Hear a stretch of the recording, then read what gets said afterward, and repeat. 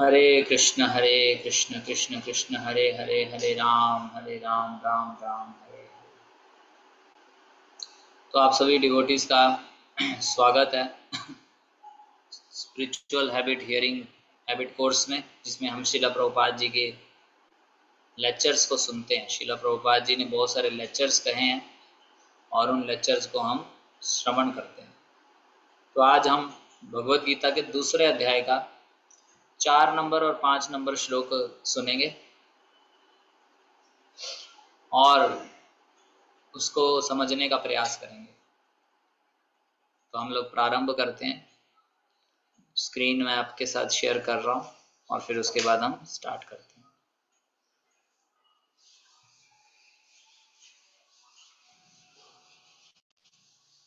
अर्जुन उवाच कथं भीष्ममहं संख्ये द्रोणं च मधुसूदन ईशुभिः प्रतियोत्स्यामि पूजार्हा वरिसूदन कुरुन हत्वा हि महानुभावान् श्रेयो भुक्तं भैक्ष्यमपीह लोके हत्वा तकामांस्तु गुरुनिहैव भुञ्जीय भोगान् रुधिरप्रदिग्धान्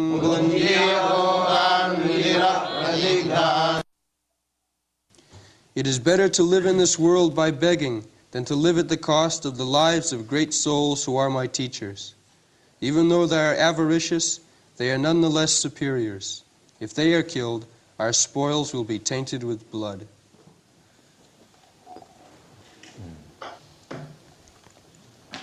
So, the first problem was for Arjuna how to kill the kinsman, family man. Now, when he was chastised by Krishna as a friend, why you are so weak? Don't be weak. This is sentiment. This kind of compassion is sentiment.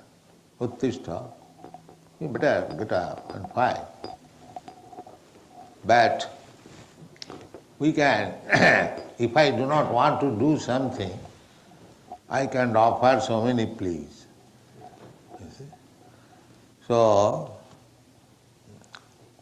next he is presenting Guru. Or like Krishna, you are talking about my kinsman, I accept that it is my weakness. But how do you advise me to kill my Guru? Dronacharya is my Guru. And Bhishma Devi is also my Guru. Do you want me to kill my Guru? Guru hi hatya. And not only ordinary Guru. तो प्रभुपाद जी क्या समझा रहे हैं कि इस श्लोक में दूसरे अध्याय के 4 नंबर और 5 नंबर श्लोक में प्रभुपाद जी समझा रहे हैं कि तो पहली अर्जुन की जो समस्या थी वो थी अपने स्वजनों को मारना है। उसको था कि कैसे मारूं अपने ही स्वजनों को, अपने परिवार के जनों को। तो जब भगवान श्री कृष्ण ने अर्जुन को थोड़ा सा डांट फटकार लगाई कि क्यों तुम वीक हो रहे हो, इस तरीके से कमजोर मत पड़ो, ये तुम्हारी केवल भावुकता है, इस प्रकार का जो तुम करुणा दिखा रहे हो वो केवल भावुकता है, इसलिए अच्छा रहेगा तुम खड़े हो, युद्ध करो। जैसे हमारे साथ होता है, प्रभुपाद समझा रहे हैं कि जब कोई चीज हमें नहीं करनी होती तो हम बहुत सारे बहाने बनाते हैं या बहुत सारे रीजंस देने लग जाते हैं। उसी प्रकार से पहले अर्जुन ने रीजंस दिए थे, स्वजन हैं इनको कैसे मारूं, तो भगवान श्री कृष्ण ने उसको ठीक किया। और अभी अर्जुन रीजन देने लग गए गुरु।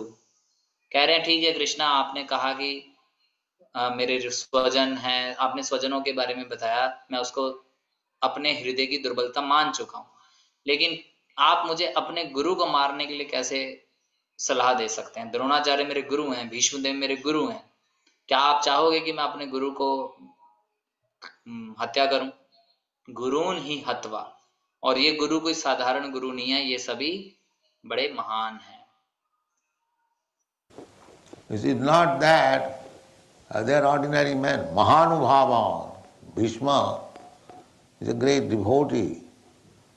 And similarly, Dronacharya also a great personality. Mahanubhava. So, Katang Bhishma Mahang Sankhi Dronam cha Madhusudana. They are two great personalities. They are not only my gurus, but they are great personalities. And Krishna is addressed Madhusudana. Madhusudana means Madhu was Krishna's enemy, a demon. So he killed. So you are Madhusudana, you are killer of your enemies. Can you give me any evidence that you have killed your guru? So why you are asking me? This is the purpose. Ishubhi pratijaswami pujaraha Barisudana. Again, Arisudana. Ari means enemy. Madhusudana, particularly the killer of the Madhu, demon. And next is Arisudana. Ari means enemy. तो यहाँ पे प्रभुपाद जी समझा रहे हैं कि अर्जुन ने एक और रीजन प्रदान कर दिया युद्ध ना करने का। उन्होंने बोला कि ठीक है, आप मुझे बोल रहे थे स्वजनों को वध करना है, वो मेरी हृदय की दुर्बलता के कारण मैं स्वजनों का वध नहीं कर रहा, लेकिन अभी जो है अर्जुन कह रहे हैं कि क्या आप चाहोगे कि गुरु का वध मैं करूं? हे कृष्ण, क्या आप ऐसा मुझे सलाह दे रहे हैं कि मैं गुरु का वध करूं? गुरु तो बड़े महान हैं। तो ये जो पर्सनालिटीज थे द्रोणाचार्य और भीष्मदेव, ये कोई साधारण लोग नहीं थे, ये महानुभावान कहे गए। महानुभावान, बड़े महान भक्त थे भीष्मदेव तो। उसी प्रकार द्रोणाचार्य भी बड़े महान व्यक्तित्व थे, महानुभावान। कथम भीष्मम अहम संख्ये द्रोणम च मधुसूदना। तो ये जो दो पर्सनालिटीज थे द्रोणाचार्य और भीष्मदेव, ये केवल गुरु ही नहीं, ये बड़े महान व्यक्ति थे। और कृष्ण भगवान को अर्जुन कह रहे हैं मधुसूदन। तो मधुसूदन का अर्थ है मधु नामक असुर था जिसका भगवान श्री कृष्ण ने वध किया। तो अर्जुन ने उन्हें मधुसूदन कह के पुकारा, महानुभावना, महानुभावान सो कथम भीष्मम अहम संख्ये द्रोणम च मधुसूदन। कहने का अर्थ यह कि मधुसूदन का अर्थ हुआ मधु नामक असुर का वध करने वाले। तो अर्जुन ने मधुसूदन क्यों कहा? तो प्रभुपाद जी समझा रहे हैं, इसलिए कहा कि अर्जुन यह इंगित करना चाह रहे हैं भगवान कृष्ण को कि आप भी मधुसूदन है, आपने मधु नामक असुर का वध करा है, लेकिन आपके लाइफ में भी ऐसा कोई मेरे को इंसिडेंट, एक कोई भी ऐसा किस्सा नहीं समझ में आ रहा जहां आपने गुरु का वध किया हो, और आप मुझे गुरु का वध करने के लिए बोल रहे हैं।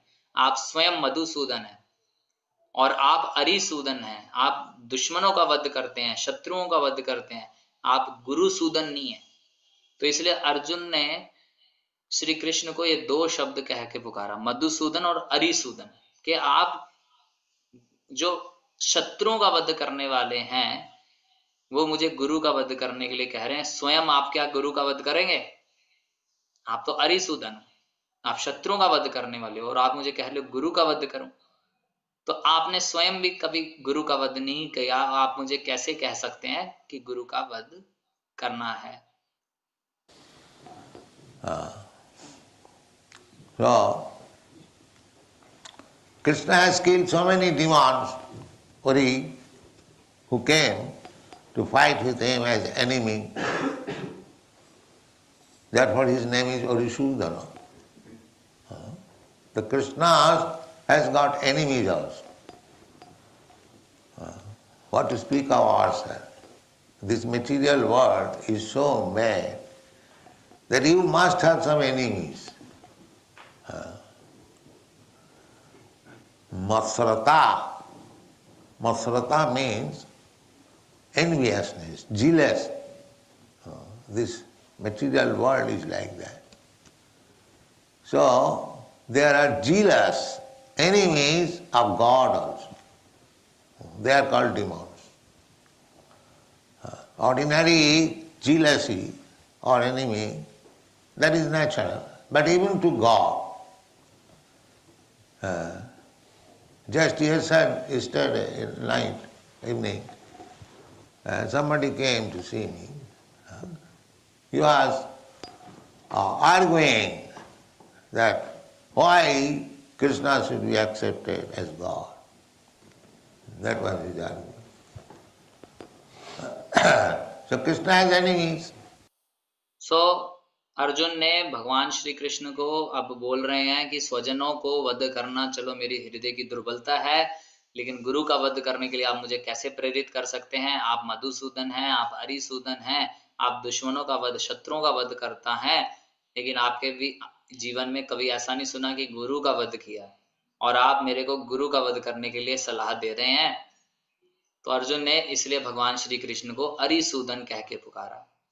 अरि का अर्थ होता है शत्रु और सूदन का अर्थ होता है शत्रुओं के हंता। तो भगवान श्री कृष्ण शत्रुओं का वध करने वाले हैं, इसलिए उनका नाम है अरिसूदन। इसे यह समझ में आता है कि कृष्ण के भी बहुत सारे शत्रु थे। हमारे शत्रु होना तो कहने की क्या ही बात है, भगवान के भी शत्रु हैं। तो ये जो भौतिक जगत है ये इसी प्रकार से बना है कि यहाँ पे किसी न किसी के साथ हमारा शत्रुता होगा ही होगा। ये शत्रुता होना इस जगत में स्वाभाविक है। इसको बोलते हैं मत्सरता। मत्सरता का मतलब होता है द्वेष, ईर्ष्या। तो इस जगत में कोई भी इससे नहीं बचा हुआ, मत्सरता से। ये भौतिक जगत इसी प्रकार से बनाया हुआ है। और कई तो लोग ऐसे हैं जो भगवान से भी द्वेष करते हैं, और जो भगवान से द्वेष करते हैं वो असुर होते हैं। एक मनुष्य से द्वेष करे ये तो साधारण होता ही है, स्वाभाविक है, लेकिन भगवान से भी द्वेष करने वाले हैं। तो प्रभुपाद जी वर्णन कर रहे हैं कि पिछले शाम को कोई व्यक्ति प्रभुपाद जी से मिलने आया और वो प्रभुपाद जी से तर्क कर रहे थे कृष्ण को कैसे भगवान स्वीकार करें। तो यह उनका तर्क था। तो कृष्ण के भी शत्रु हैं जो कृष्ण से द्वेष करते हैं। Therefore Krishna, not only he, but everyone who is in the material world is enemy of Krishna. Everyone. Because they want to be competitor of Krishna. Krishna says that Mokta Aham, I am the supreme enjoyer. Sarvaloka Maheshwara, I am the supreme proprietor. And the Vedas also confirm, Ishavasam, Idam Sarvam. Everything is the property of the Supreme Lord. Sarvam Khalu Idam Brahma. These are Vedic injunctions. Jato Vaimani Bhutani Jayanti. From whom everything has come. Dharmadasya Jataha. These are Vedic versions. But still, because we are enemies, no. Why Krishna shall be the proprietor? I am proprietor. Why Krishna shall be God only? I have got another God. Here is another God. तो कृष्ण भगवान के भी शत्रु हैं, इसलिए भगवान श्री कृष्ण अपने शत्रुओं के हंता हैं, इसलिए उनको अरिसूदन कहा गया। तो ये जगत जो है इस मत्सरता से भरा हुआ है, द्वेष और ईर्ष्या से। तो कृष्ण ही नहीं, एवरीवन, हर कोई इस भौतिक जगत में श्री कृष्ण का द्वेषी है, हम सब भी। क्यों? क्योंकि हम कृष्ण से प्रतिस्पर्धा करना चाहते हैं।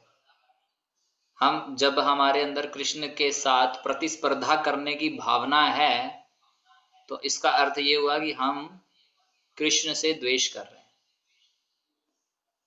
हर कोई इस भौतिक जगत में, हर कोई कृष्ण से द्वेष कर रहा है। कैसे? तो भगवान श्री कृष्ण ने कहा है भोक्ता राम, मैं परम भोक्ता हूं, सर्वलोक महेश्वरम, मेरे सारा सृष्टि मेरी है, मैं उसका स्वामी हूं।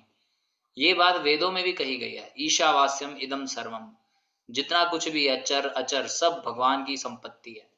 सर्वम खलम इदम ब्रह्म, ये वैदिक शास्त्रों के निर्देश हैं।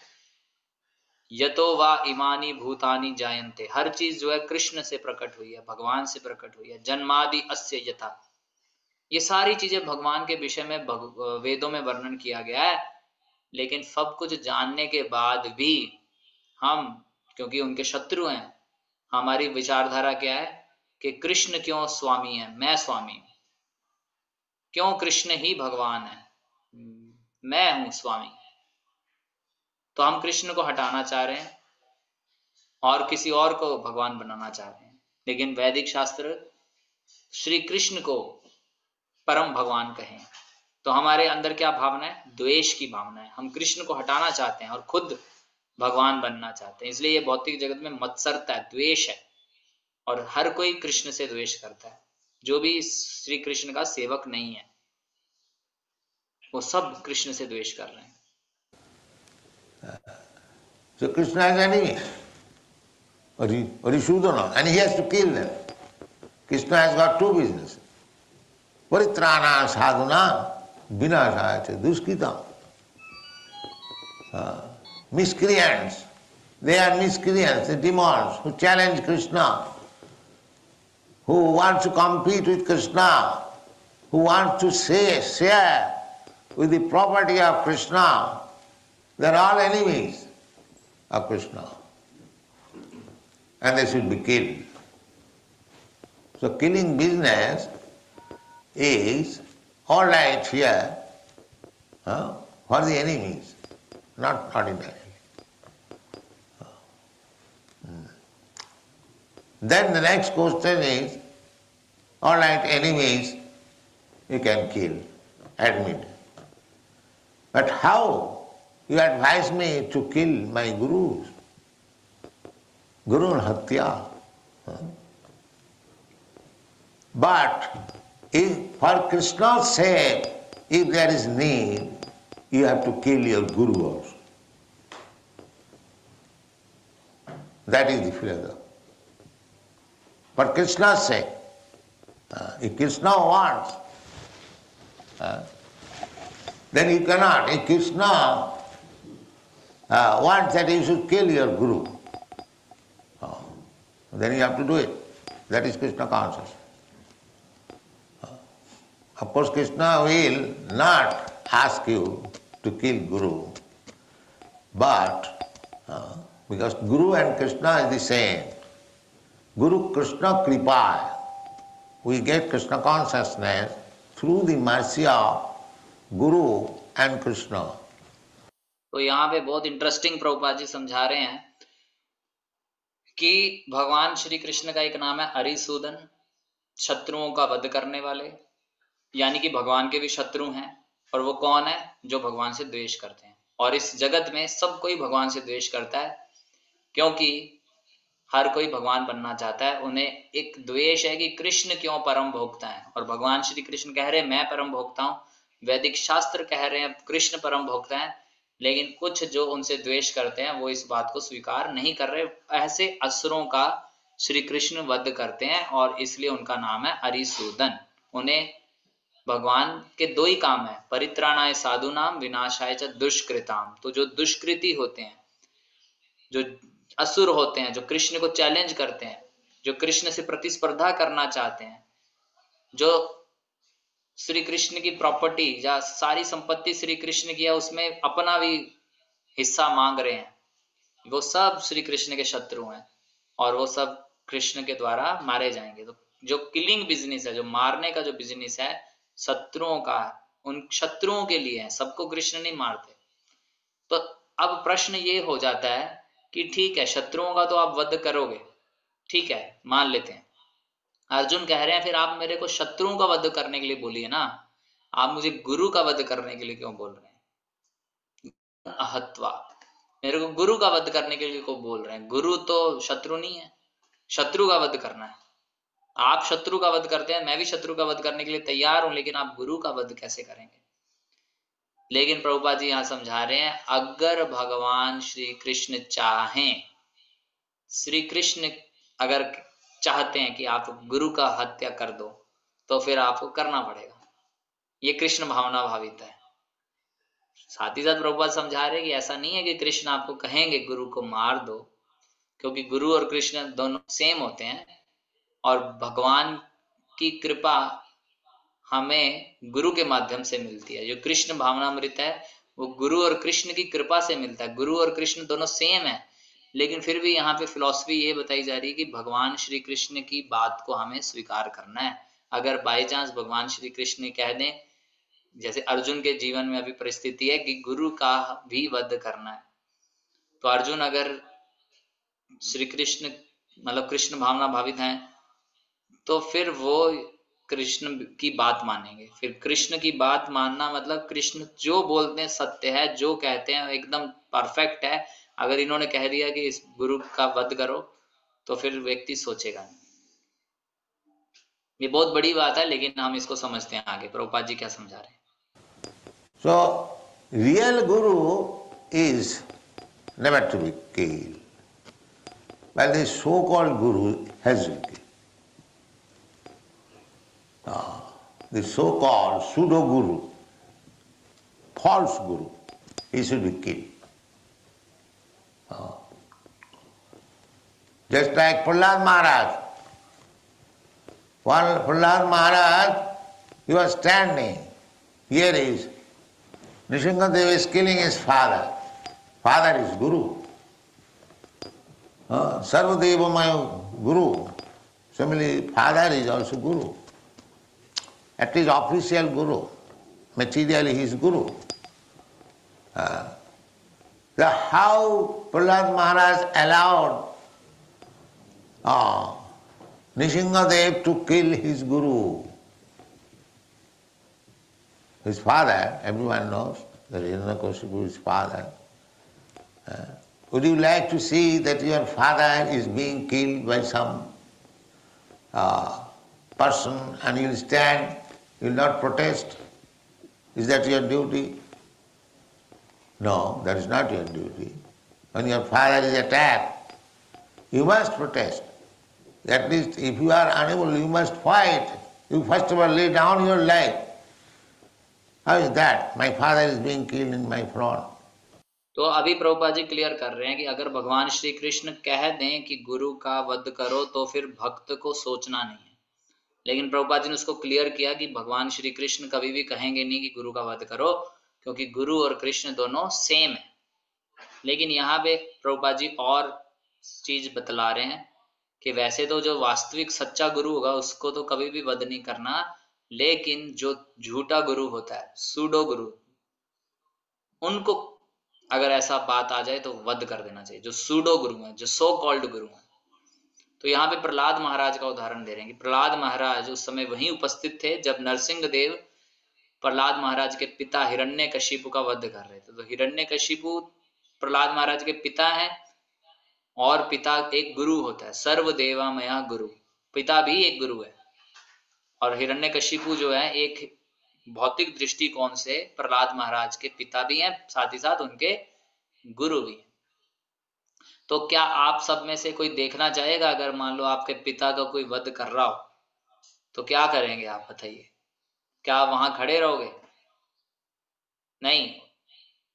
हम उस समय ऐसा नहीं हो सकता कि हम विद्रोह ना करेंगे। ये विद्रोह करना उस समय हमारी कर्तव्य बन जाता है।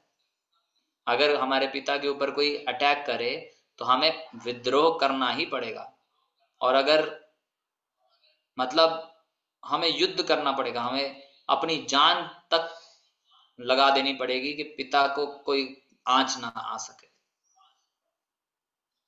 ऐसा हो ही नहीं सकता कि मेरे सामने कोई मेरे पिता का वध कर दे। लेकिन प्रहलाद महाराज उस समय प्रभुपाद सिनेरियो ले रहे हैं, सूडो गुरु का, झूठे गुरु का सिनेरियो ले रहे हैं। कौन है झूठा गुरु? तो यहां से हमें सीखने को मिलता है जो भगवान से हमें दूर करे वह झूठा गुरु है। और ऐसे गुरु का अगर भगवान कह दें वध करो, तो वध करने में कोई भी समस्या नहीं है। That is your duty. But Prahlad Maharaj did not protest. He could have requested his devotee my dear son, Prabhu, my Lord, you can excuse my father. He did it. But he knew that my father is not being killed. It is the body of the father. Later on, he begged for his father in a different way. First of all, when Nrisimhadev was angry, he was killing the body, he knew that the body is not my father. The soul is my father. So let the Lord satisfy himself by killing the body of my father, then I shall save it.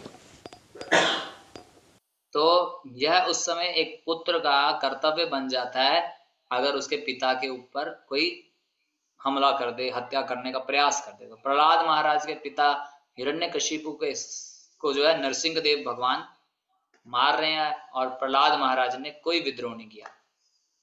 वो कह सकते थे, वो भगवान के भक्त थे, वो कह सकते थे, हे प्रभु, हे मेरे परम स्वामी, आप मेरे पिता को छोड़ दीजिए, लेकिन उन्होंने ऐसा नहीं किया। उन्होंने तो जानते थे कि मेरे पिताजी को वास्तव में भगवान नहीं मार रहे, क्योंकि वो उनके शरीर को मार रहे। फोन उठाया उठा के बात करो। तो उनके शरीर को वो मार रहे हैं,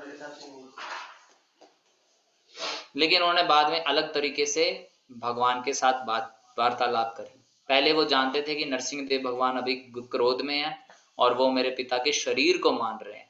ये बात वो जानते थे कि मेरे पिता के शरीर का वध हो रहा है, ना कि मेरे पिता का। मेरे पिता तो आत्मा है, तो पहले भगवान संतुष्ट हो जाएं और फिर मैं अपने पिता की रक्षा करूंगा। कैसे, वो अब हम सुनते हैं।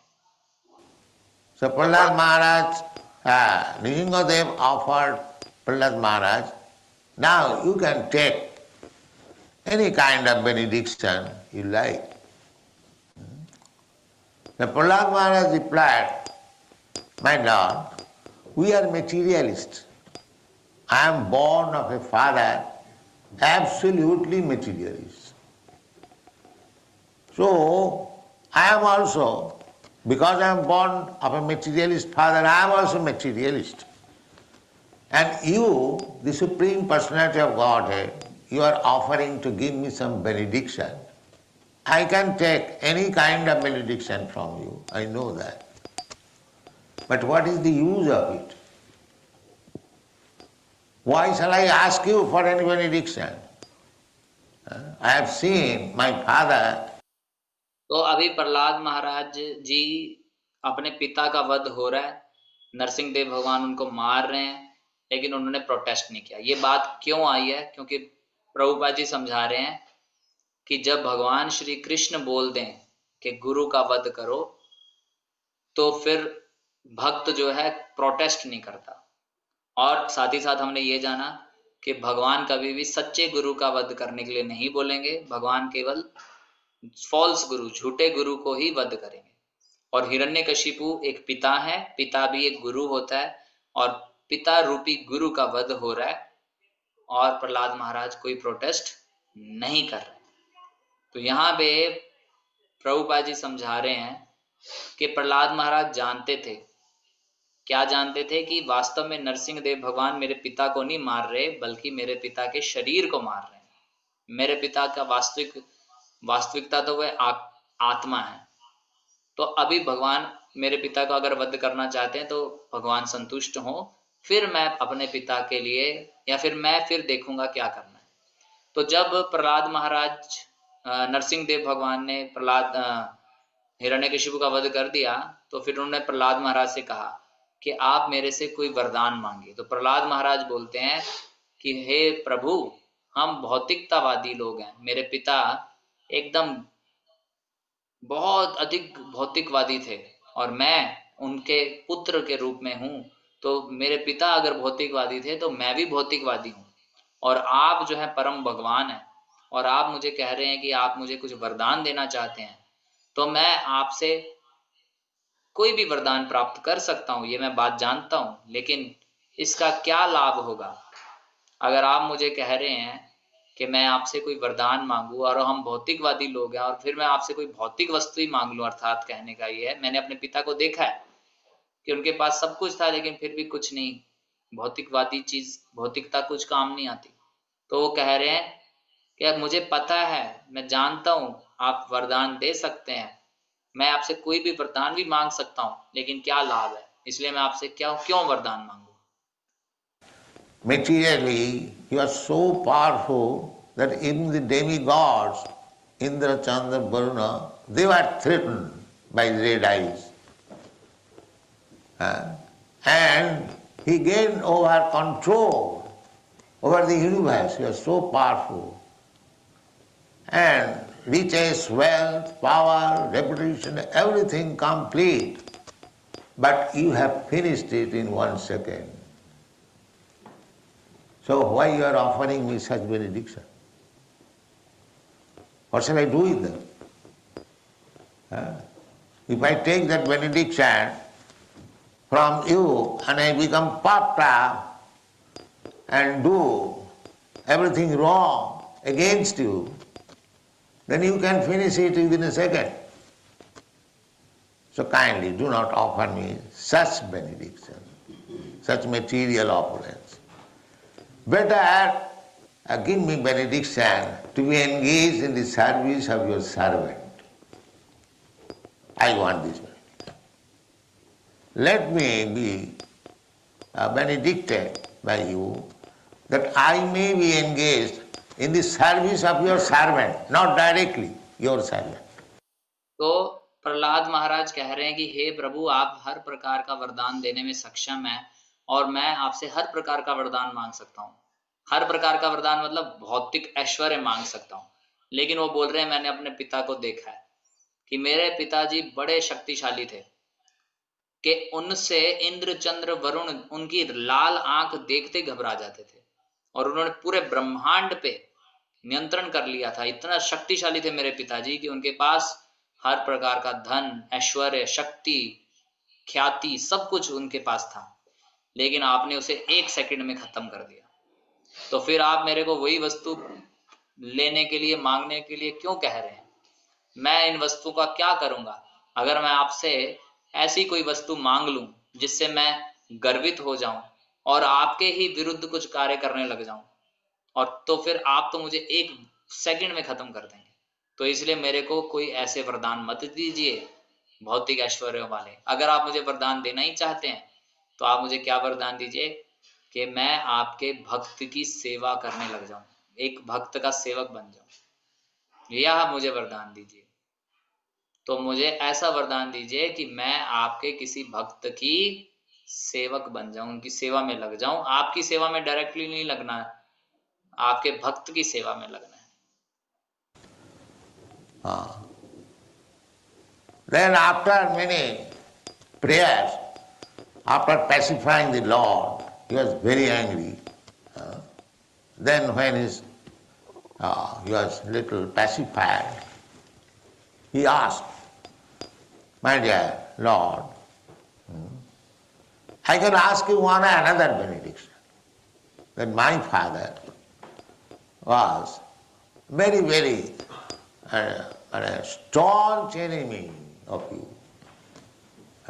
That was the cause of his death. Now I ask you, kindly excuse him and give him liberation. This is Vaishnava's son. He did not ask anything for himself. And although he knew that his father was the greatest enemy, still he is asking his benediction. This poor fellow may be liberated.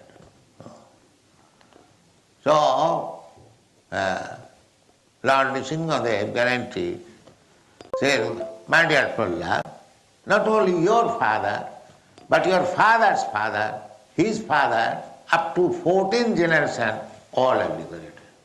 Because you are born in this family.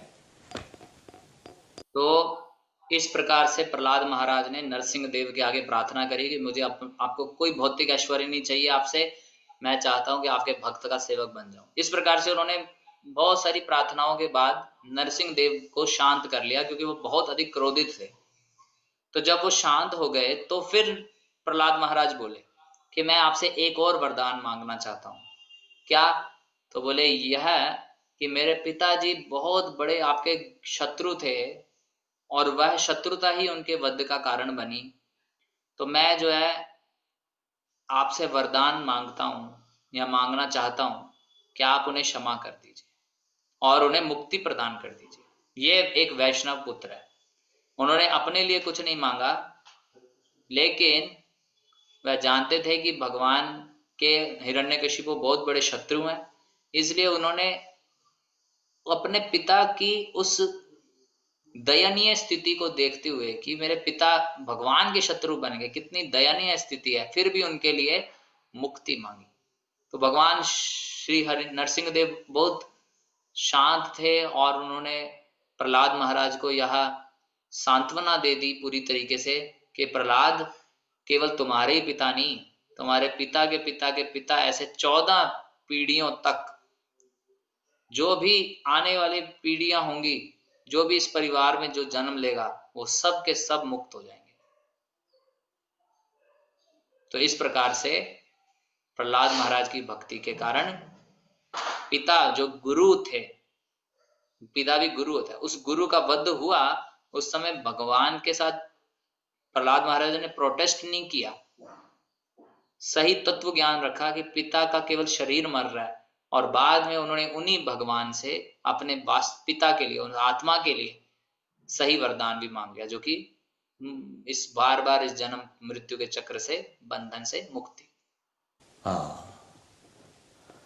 So, anyone who has become a Vaishnava, a devotee of the Lord, he is giving the greatest service to the family. Because in relationship with him, his father, mother, anyone, they will be liberated.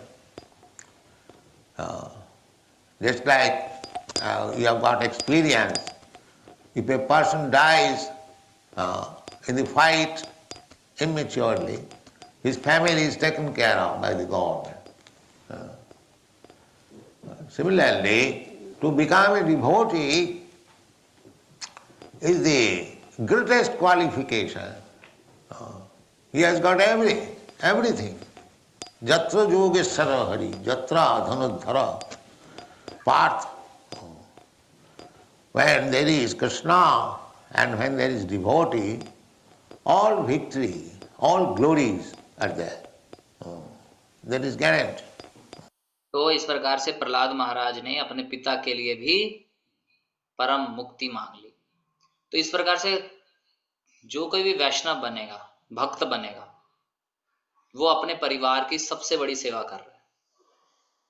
जब हम भगवान से संबंध में होते हैं और भगवान के भक्त बनते हैं, तो फिर हमारे संबंध में जो कोई भी है, पिता माता जो कोई भी है, उन सबको भी मुक्ति मिलेगी।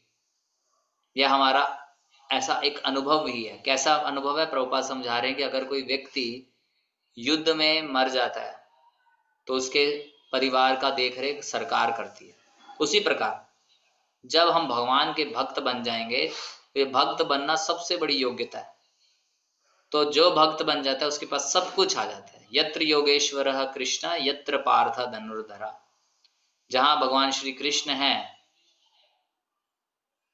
और जहां भगवान का भक्त है, वहां पे विजय, यश, सब कुछ है। और यह सब एकदम पक्की बात है। तो यह बात जो है अर्जुन श्री कृष्ण को कह रहे हैं कि आप मुझे गुरु का वध करने के लिए कह रहे हैं। आप अरिसूदन हैं और आप कैसे गुरु का वध करने के लिए कह रहे हैं? तो भगवान यहाँ पे गुरु का वध करने के लिए भी कह दें तो भी प्रोटेस्ट नहीं करना चाहिए। उसका उदाहरण दिया प्रहलाद महाराज की कथा से। अब हमें सीखना क्या है? गुरून हत्वा। अब क्या कह रहे हैं Arjun?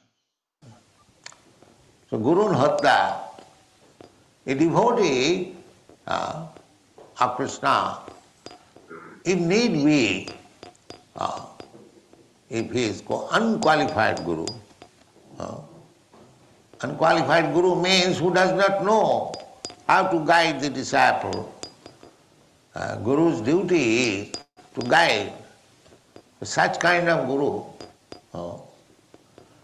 can be at least rejected. That is Jiva Goswami's Kaja Kajama Janata. A guru who does not know what to do and what not to do, but by mistakenly I have accepted somebody as guru, he can be rejected. By rejecting him, you can accept an actual bona fide guru. The guru is not killed, but he can be rejected. That is the injunction of the Shastra. So, Bhishma Dev or Dronacharya, certainly they were gurus. But Krishna indirectly giving indication to Arjuna that although they are in the position of guru, he can reject them. Kaja kajama janata, they do not know actually. तो अभी प्रभुपाद जी बहुत important point समझा रहे हैं, गुरून् अहत्वा। तो जो एक भक्त होते हैं कृष्ण के, अगर जरूरत पड़े और कोई अयोग्य गुरु है, तो यहाँ अयोग्य गुरु के बारे में बतला रहे हैं। अयोग्य गुरु वो है जो नहीं जानता कि शिष्य को किस प्रकार मार्गदर्शन करना है।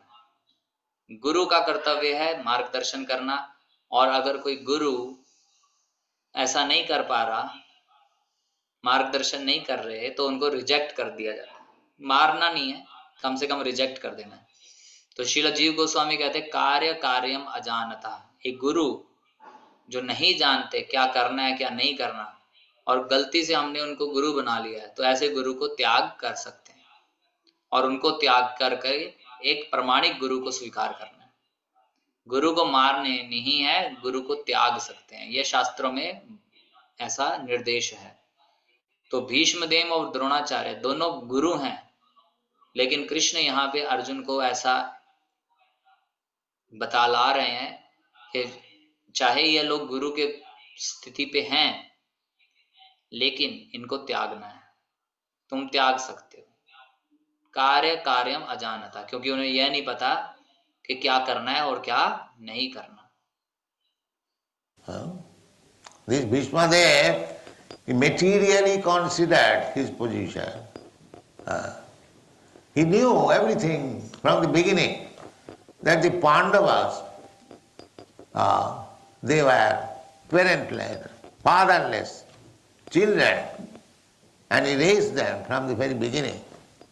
Not only that, he was so much affectionate to the Pandavas that he was thinking, when they are sent to forest, banished, at that time Bhishma Dev was crying that these 5 boys, they are so pure, so honest, and not only pure and honest, so powerful warrior, Arjuna and Bhim.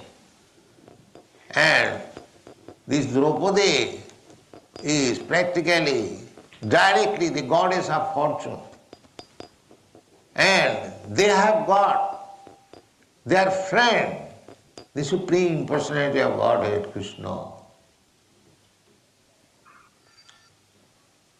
And they are suffering. He cried. He was such affectionate, therefore Arjuna is considering, how can I kill Bhishma? तो यहाँ पे प्रभुपाद जी समझा रहे हैं कि भीष्मदेव और द्रोणाचार्य गुरु की स्थिति में हैं, लेकिन फिर भी भगवान कह रहे हैं तुम इन्हें त्याग सकते हो। क्यों? अब उस बात को समझा रहे हैं कि भीष्मदेव ने अपनी भौतिक स्थिति को सामने रखा। वो जानते थे शुरू से कि पांडव जो हैं वो उनके पिता नहीं है, और भीष्मदेव ने ही उन्हें पालन पोषण किया। इतना ही नहीं, वो पांडवों के प्रति बड़े स्नेह रखते थे। वो सोचते थे, जब समय पांडवों को वनवास किया जा रहा था उस समय भीष्मदेव रो रहे थे।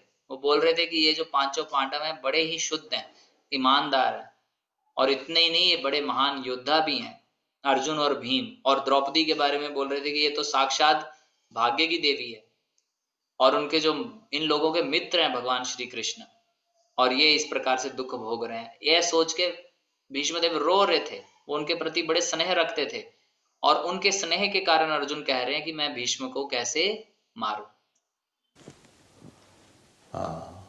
But duty is so strong. Krishna is advising, yes, he must be killed because he has gone to the other side. He has forgotten his duty. He should have joined you. Therefore, he is no more in the position of Guru. You must kill him. He has wrongly joined the other party. Therefore, there is no harm killing him. Similarly, Dronacharya. I know they are great personalities. They have got great affection. But only on material consideration they have gone there. तो भौतिक स्थिति को उन्होंने आगे रख दिया। तो भगवान श्री कृष्ण कह रहे हैं, अर्जुन तुम्हारा कर्तव्य पहले है। कृष्ण कह रहे हैं तुम्हें इनको वध करना ही होगा, क्योंकि चाहे ये तुमसे स्नेह कर रहे थे लेकिन ये दूसरे पक्ष में चले गए। इन्हें तुम्हारे पक्ष में होना चाहिए था। तुम सब ईमानदार हो, सच्चे हो, फिर भी ये दूसरे पक्ष में चले गए, इसलिए अब यह गुरु की स्थिति में नहीं है। अब आप इनका वध कर सकते हो। इन्होंने गलती कर दी दूसरे पक्ष को ज्वाइन करके, अब इन्हें मारने में कोई दोष नहीं है। उसी प्रकार द्रोणाचार्य भी बड़े महान व्यक्तित्व थे। उनको भी बहुत पांडवों से अफेक्शन था, लेकिन उन्होंने भी अपनी भौतिक स्थिति को पहले रखा और कौरवों के पक्ष को स्वीकार कर लिया। What is that material consideration? Bhishma thought that I am maintained by the money of Duryodhana. Duryodhana is maintaining me. Now he is in danger. If I go to the other side, then I should be ungrateful. He has maintained me so long. And if I, in the time of danger, when there is fighting, if I go to the other side, that he thought like this. He did not think that Duryodhana may be maintaining, but he has usurped the property of the Pandavas. But it is his greatness. He knew that Arjuna will never be killed because Krishna is there. So, from material point of view, I must be grateful to Duryodhana. The same position was for Dronacharya. They are maintained. तो द्रोणाचार्य और भीष्म पितामह ने अपनी भौतिक स्थिति को आगे कर दिया, अपनी भौतिक स्थिति को आगे कर दिया और उसके दृष्टिकोण से वो सोचने लगे। क्या थी उनकी भौतिक विचारधारा? तो भीष्म देव सोच रहे थे कि मेरे को जो है दुर्योधन ने मतलब मेरा मेंटेनेंस किया। मेंटेनेंस को क्या कहेंगे हिंदी में? मेरा देख रेख कर रहा है। दुर्योधन मेरे को देख रेख कर रहा है। मेरा आवाज आ रहा है ना सबके पास? और अब वो खतरे के समय में है और मैं अगर पांडवों का पक्ष ले लूंगा तो ये बड़ी अकृतज्ञता हो जाएगी। जैसे हम कोई हमारे अच्छा करे तो हम उसके ऋणी हो जाते हैं। तो दुर्योधन के प्रति ऋण ऐसा फील कर रहे हैं भीष्मदेव कि इसने मुझे बहुत लंबे समय तक मेरा देखरेख किया है, और इस मुसीबत के समय में मैं जब युद्ध हो रहा है तो अगर दूसरे पक्ष में ज्वाइन कर लूंगा, पांडवों को ज्वाइन कर लूंगा तो यह अन्याय होगा। दुर्योधन ने मेरे को मेंटेन किया। वो ये नहीं सोच रहे कि दुर्योधन ने चाहे मेंटेन किया है, लेकिन उन्होंने वो मेंटेनेंस पांडवों की संपत्ति से ही किया है, पांडवों की संपत्ति को हड़प कर किया। लेकिन फिर भी भीष्मदेव की महानता ये है कि वो यह बात जानते थे कि अर्जुन को कोई नहीं मार सकता क्योंकि श्री कृष्ण उसके पक्ष में है। लेकिन फिर भी भौतिक दृष्टिकोण से दुर्योधन और भीष्मदेव और द्रोणाचार्य ने दुर्योधन के प्रति अकृतज्ञ ना हो जाएं, क्योंकि वो उसका मेंटेन किया है, इसलिए उन्होंने गलत पक्ष को ज्वाइन कर लिया, ये बात जानते हुए भी कि पांडव सच्चे हैं। तो यहाँ पे जब उन्होंने गलती कर दी, कार्य कार्यम अजानता, शीला जीव गोस्वामी बोल रहे हैं कि वो गलत और सही का भेद ना कर पाए, इसलिए उनको गुरु के पद से अब रिजेक्ट कर सकते हैं। और भगवान श्री कृष्ण तो कह रहे हैं युद्ध में उनको वध भी कर सकते हो। Therefore Chaitanya Mahaprabhu has said that Vishayir Anna Khaile Molin Hoy Mo. Such great personalities became darkened because they took money from them. Anna, if I am provided by somebody who is too much materialist, then that will affect me. I will become also materialist. I will also become materialist. So, Chaitanya Mahaprabhu has warned that those who are Vishayi, those who are not devotees, do not accept anything from them because it will I will say, make your mind unclean. So, therefore, a Brahmana and a Vaishnava, they do not accept directly money. They accept bhiksha. Bhiksha. Bhiksha you can, just like here it is said, bhiksham.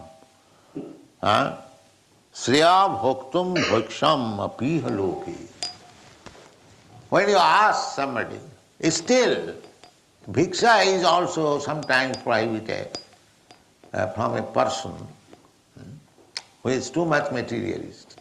But bhiksha is allowed for sannyasi, for brahman. तो अभी ये जो भीष्म पितामह और द्रोणाचार्य हैं, ये दुर्योधन के प्रति अपने आप को कृतज्ञ मान रहे हैं कि दुर्योधन ने हमें मेंटेन किया। अभी प्रभुपाद जी समझा रहे कि चैतन्य महाप्रभु ने कहा है विषयर अन्न खैला मलिन होया मन, कि ऐसे बड़े महान व्यक्तियों का भी दिमाग काम नहीं कर रहा, क्योंकि उन्होंने दुर्योधन जैसे विषयी व्यक्ति का अन्न खाया, उसका धन लिया। प्रभुपाद जी कह रहे हैं अगर कोई विषयी व्यक्ति, भौतिकवादी व्यक्ति मेरे को कुछ देगा तो उसका मेरे ऊपर प्रभाव पड़ जाएगा, मैं भी भौतिकवादी बन जाऊंगा। चैतन्य महाप्रभु इसलिए भक्तों को वार्निंग दे रहे हैं, चेतावनी देते हैं कि जो विषयी हैं, जो इंद्रिय तृप्ति में लिप्त रहते हैं, जो भक्त नहीं है, उनसे कुछ भी मत लो, क्योंकि अगर हमने उनसे कुछ ले लिया, अन्न, स्पेशली अन्न कहा गया, विषयर अन्न खाइला, उसके घर का अन्न खा लिया, धन ले लिया, तो क्या होगा, हमारा मन अपवित्र हो जाएगा। तो इसलिए जो ब्राह्मण होते हैं, वैष्णव होते हैं, वो डायरेक्टली सीधा मन धन नहीं लेते, वो भिक्षा लेते हैं। इसलिए अर्जुन भी यहाँ कह रहे हैं श्रेयो भोक्तुम भैक्ष्यम अपीह लोके। अगर कोई आपसे पूछे तो भिक्षा भी उनसे नहीं लेनी जो बहुत अधिक भौतिकवादी हैं। भिक्षा केवल सन्यासी और ब्राह्मण ही ले सकते हैं, गृहस्थ भिक्षा नहीं लेते। इसलिए कभी कभी हाउस प्रोग्राम में जाते हैं तो अगर कोई गृहस्थ भक्त भी हमारे साथ चले, जो सन्यासी नहीं है, फुल टाइम डिवोटी नहीं है, उनको नहीं लेना चाहिए धन। अगर मान लीजिए ए पर्सन बी के घर गए और ए पर्सन थे तो मंदिर के भक्त थे, फुल टाइम ब्रह्मचारी या सन्यासी थे, लेकिन उनके साथ कुछ गृहस्थ भी गए, तो बी वाला जब सबको धन दे तो ए वाले को ऐसा धन नहीं लेना चाहिए। गृहस्थ को लिए धन नहीं है, गृहस्थ को धन देना चाहिए, उसको लेना नहीं चाहिए। सन्यासी और ब्राह्मण और मतलब जो फुल टाइम सेवा कर रहे हैं भगवान की, वो ले सकते हैं, लेकिन गृहस्थ को धन नहीं लेना चाहिए किसी के घर का भी। और अन्न भी विषयी व्यक्तियों का नहीं ग्रहण करना चाहिए, भक्तों के यहाँ केवल, उसके अलावा नहीं।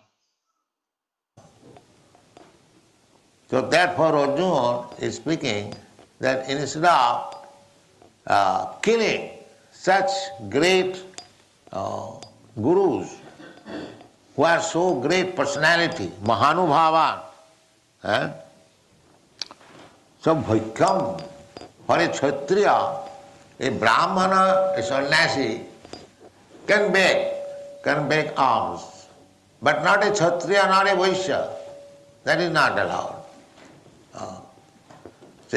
He was a Kshatriya, Arjuna.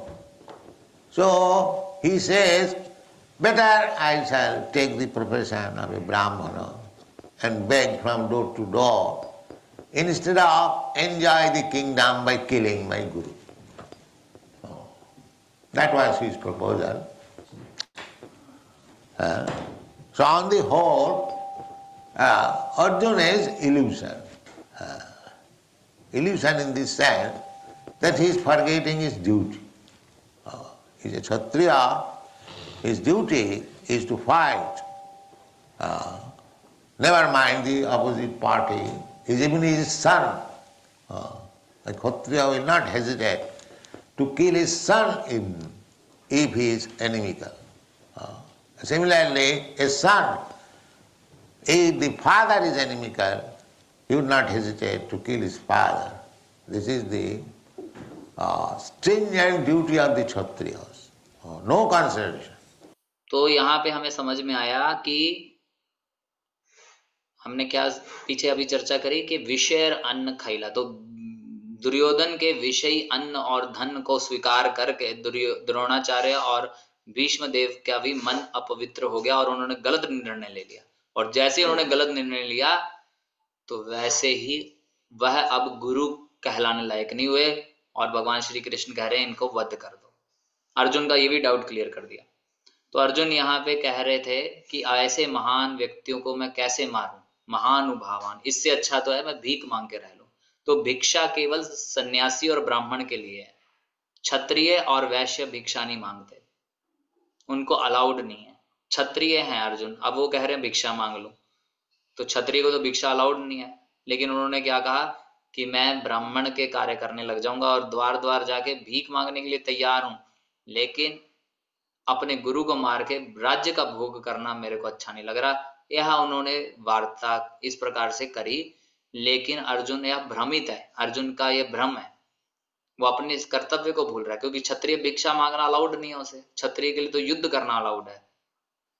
अगर दूसरा व्यक्ति का कोई भी हो, अगर पुत्र ही क्यों ना हो, वो अगर ऑपोजिट में खड़ा हो गया तो पिता कोई भी उसको हेजिटेशन नहीं होगी अपने पुत्र को मारने के लिए। उसी प्रकार पुत्र अपने पिता को मारने के लिए हेजिटेट नहीं होगा, क्योंकि यह क्षत्रियों की भावना है, यह क्षत्रियों का कर्तव्य है, इसमें कोई फिर कंसिडरेशन नहीं रखता। क्षत्रिय cannot consider like that. Therefore, Krishna said, Klaibam, don't be coward.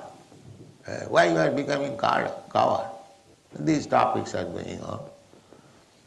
Later on, Krishna will give him real spiritual instruction. This is ordinary talks are going on between the friend and the friend. That's all. तो इस प्रकार से प्रभुपाद जी समझा रहे हैं कि क्षत्रियों में इस तरीके का फिर कंसिडरेशन नहीं किया जाता कि पुत्र है पिता है, युद्ध हो गया तो फिर चाहे पिता है चाहे पुत्र है कोई फर्क नहीं पड़ेगा। तो कृष्ण कह रहे हैं अर्जुन को क्लैब्यम, अब तुम कावर्ड डरपोक मत बनो, तुम्हें डरपोकों जैसे बातें मत करो। और इस प्रकार से बातें चलती रही। कृष्ण ने फिर आगे चल के आध्यात्मिक निर्देश भी दिए। अभी तो केवल दो मित्रों में साधारण बातें चल रही हैं और यहाँ पे प्रभुपाद जी रुकते हैं। हरे कृष्णा, श्रील प्रभुपाद की जय। तो इस प्रकार से हमारा यह आज का श्लोक पूरा कर लिया हमने। अभी कुछ अनाउंसमेंट है जो कि हमारे भक्त तो चले गए, प्रदीप प्रभु है नहीं। तो अनाउंसमेंट ये था कि कल जो है फ्राइडे की क्लास के बारे में आपको जानकारी दे दी जाएगी, क्योंकि कल जो है मैं वृंदावन जाऊंगा और फ्राइडे को वहां पे हो सकता है पिछली बार की तरह वृंदावन में इंटरनेट इशू रहता है। तो अगर क्लास हो पाएगी तो आपको बताएंगे, नहीं तो फिर आपको जब भी क्लास होगी संडे को होगी तो संडे में जानकारी दे दी जाएगी। हरे कृष्णा, श्रील प्रभुपाद की